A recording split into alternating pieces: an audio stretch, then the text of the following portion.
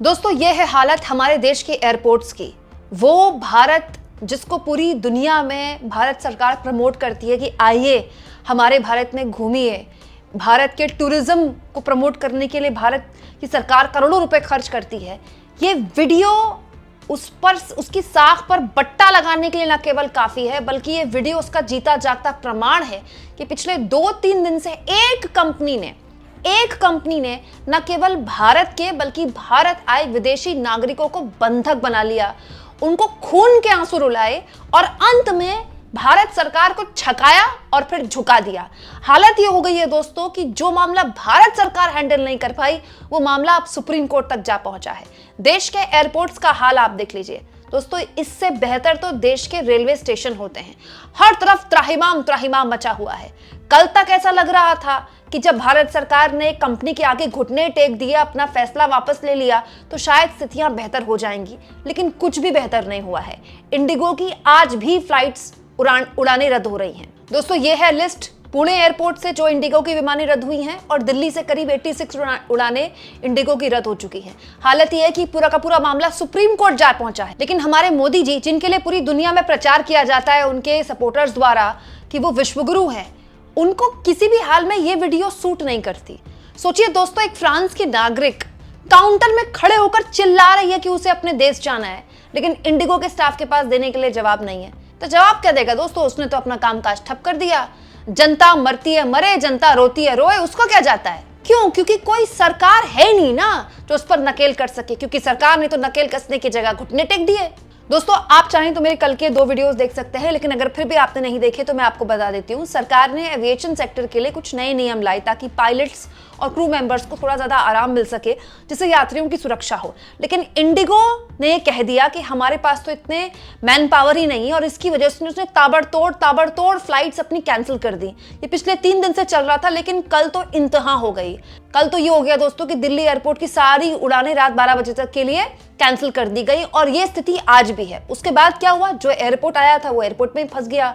2-3 घंटे एयरपोर्ट में फंसे हैं, पता नहीं फ्लाइट जाएगी कि नहीं जाएगी। कोई कह रहा है मेरी बेटी को पीरियड्स आ गए, मुझे पैड दे दीजिए। कोई कह रहा है पैसे मिलेंगे कि नहीं मिलेंगे, छोड़िए मुझसे पैसे ले लीजिए लेकिन मुझे जाने दीजिए। कोई कह रहा है मेरी बिजनेस डील है, कोई कह रहा है मेरा एग्जाम छूट गया, और कोई हाथों में कलश लेकर, जी हाँ, हाथों में अस्थियों का कलश लेकर खड़ा है कि मुझे हरिद्वार जाना था, लेकिन इंडिगो की एयरलाइन की वजह से मैं वो भी नहीं कर पा रहा हूं। दोस्तों, आज 5वां दिन है और आज भी इंडिगो की करीब 400 एयरलाइंस रद्द हुई हैं। लेकिन क्या आप जानते हैं कि इसके जवाब में इंडिगो की तरफ से क्या कहा गया है?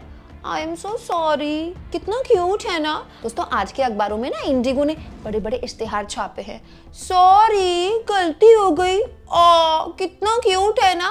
मतलब सोचिए आप, क्या मजाक चल रहा है इस देश में।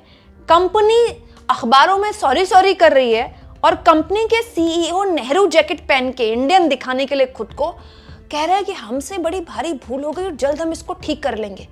तरीका तो ये होता दोस्तों कि अगर सामान्य गवर्नेंस होती तो इंडिगो का टॉप लीडरशिप इस वक्त जेल में होता। हिम्मत कैसे होती है किसी एक एयरलाइन की कि वो खुलेआम यात्रियों को इस लेवल पर परेशान करे और देश की छवि खराब करे। लेकिन भारत सरकार ने क्या कहा? भारत सरकार ने कल शाम कहा कि चलिए हम अपने आदेश ही वापस ले लेते हैं, आप अपने पुराने रोस्टर पर वापस आ जाइए।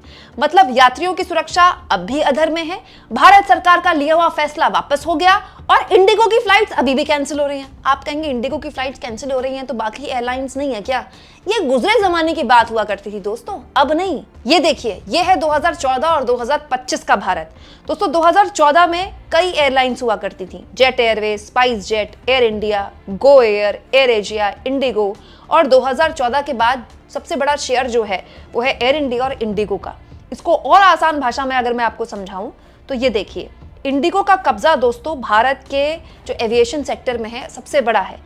64.4% जो एविएशन सेक्टर में कब्जा है, फ्लाइट्स सबसे ज़्यादा चलती हैं इंडिगो की चलती हैं, कर्मचारी सबसे ज़्यादा इंडिगो के पास हैं, सबसे ज़्यादा एयरप्लेन्स जो हैं बोइंग वो भी इंडिगो के पास हैं।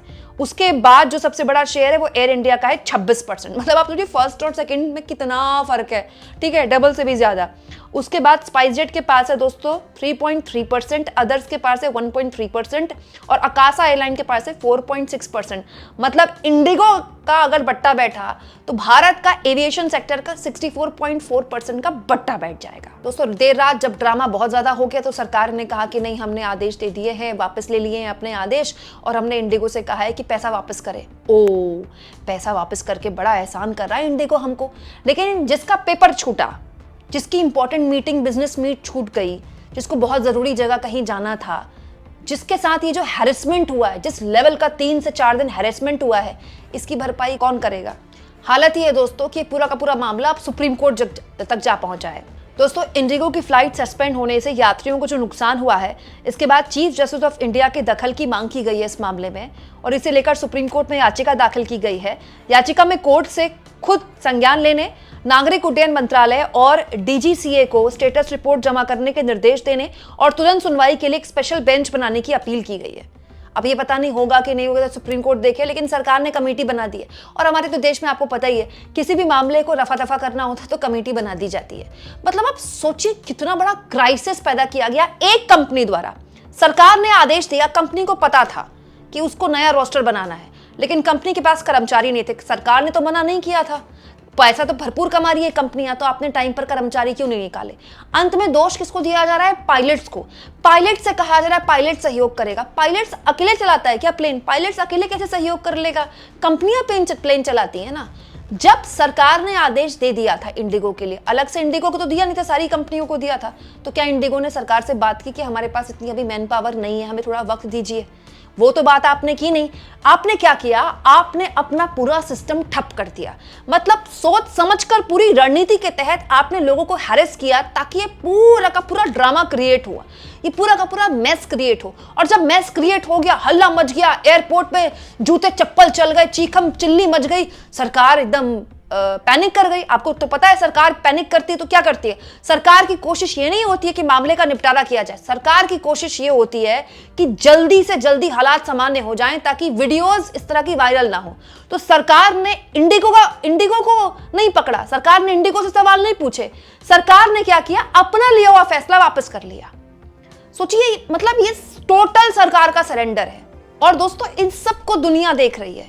इंडिगो में सिर्फ भारतीय यात्री नहीं चलते, विदेशी नागरिक भी चलते हैं, विदेशी यात्री भी चलते हैं। सब हंस रहे होंगे भारत पर, सब देख रहे होंगे कि भारत के एविएशन सेक्टर पर एक कंपनी का राज चलता है। वो जब चाहे सरकार को घुटनों पर ला सकती है और सरकार के फैसलों को वापस करवा सकती है और सरकार के पास कमेटी बनाने के अलावा कोई विकल्प नहीं है। सोचिए, मतलब जनता कितनी असहाय है, कोई नहीं है जवाब देने वाला। इतना बड़ा मैस क्रिएट हुआ है और भारत सरकार को कोई फर्क ही नहीं पड़ता। भारत सरकार के हिसाब से उसने अपना फैसला वापस लेकर बहुत ही बड़ा मास्टर स्ट्रोक कर लिया। दोस्तों कोई और देश होता ना तो मंत्री जी को इस्तीफा देना पड़ जाता, प्रधानमंत्री को जवाब देना पड़ जाता, क्योंकि संसद चल रही है, देना भी चाहिए। और कंपनी के जितने आला अधिकारी है ना, जेल में होते इस समय।